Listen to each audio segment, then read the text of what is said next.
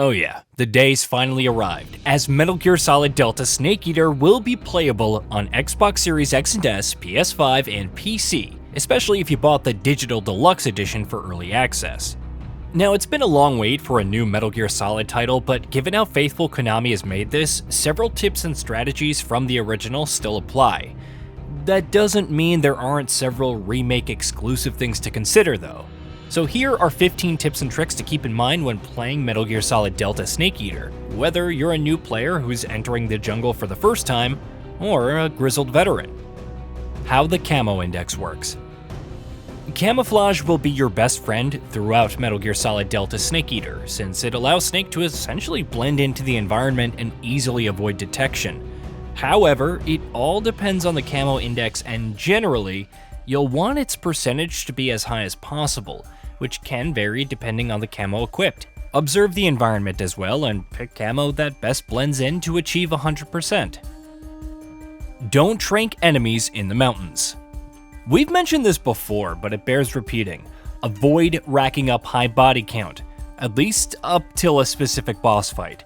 Not only will it drastically reduce the difficulty of that specific fight, but it will also cut down on how long it takes to clear.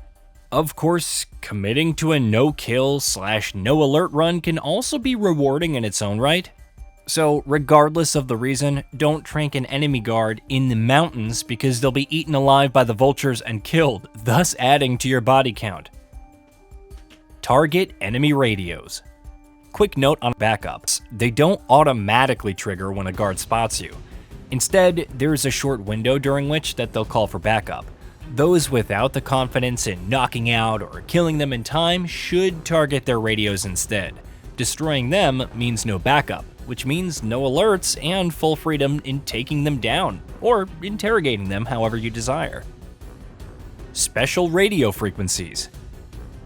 Alternatively, instead of targeting radios beforehand, try to interrogate a guard first. They might provide hidden codec frequencies, some of which could be useful for stopping backup from pouring in during alert mode. The frequencies change though, so don't rely on it in every single area. You may also learn some healing frequencies, which change based on the difficulty from interrogations. Stalking your prey. Since your footsteps can make noise, it's advised to move slowly. It's the slowest and stealthiest approach for those who can never be too careful. Non-lethal boss takedowns and rewards. As tempting as it can be to shoot various bosses to death, taking the non-lethal approach isn't a bad idea to obtain certain items. For instance, a non-lethal kill in one particular boss fight can yield a camo that muffles Snake's footsteps, which is perfect, even if your camo index is high. Another boss yields a sniper rifle that fires trank rounds. To defeat a boss non-lethally, deplete their stamina instead of their health. Eat well and eat often. The world of Snake Eater can be a venerable buffet with numerous animals to snack on. Now, you should eat as much as possible to keep the stamina topped off, which controls the steadiness of Snake's aim and how quickly his health will recover. Another thing to keep in mind is not to hold on to food for too long. It can spoil when it's in your inventory, thus making it bad for Snake's consumption. Use rotten food to poison guards. But, as with most things in Delta Snake Eater, spoiled food is useful in many other ways. If you eavesdrop on some hungry guards, toss some spoiled food their way. It can poison them and often becomes an effective way to distract and or take them down without requiring the usage of weapons or CQC.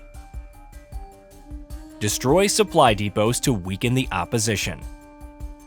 Alright, well what if they're not hungry, you ask? Well, you can help them along by insidiously destroying their food supply. Check for marked depots in areas and blow them up whenever possible.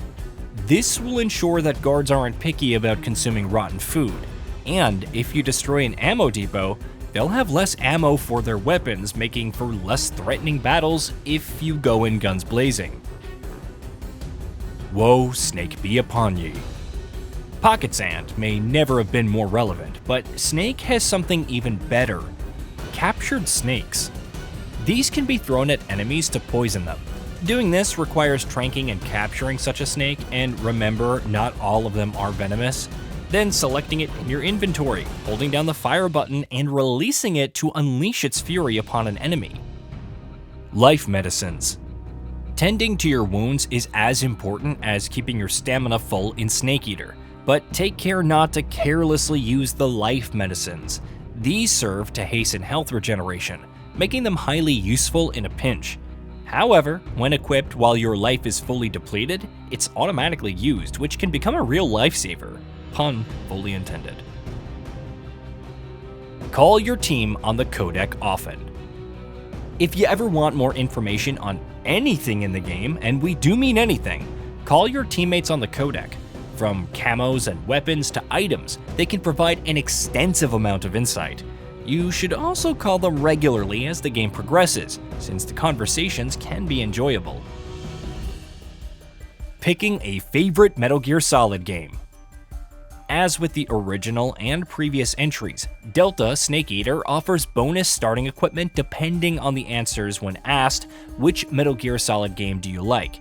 If you select playing the series for the first time, you'll receive the Mummy camouflage, which makes Snake resistant to injuries. Selecting I like Metal Gear Solid 1 will bestow the DPM camo, which doubles your HP regeneration, and the Oscam Desert camo, which is useful for blending into areas with white backgrounds.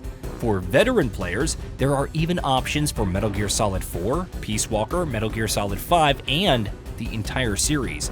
Selecting the last one grants the Grenade camo, which provides unlimited grenades for throwing.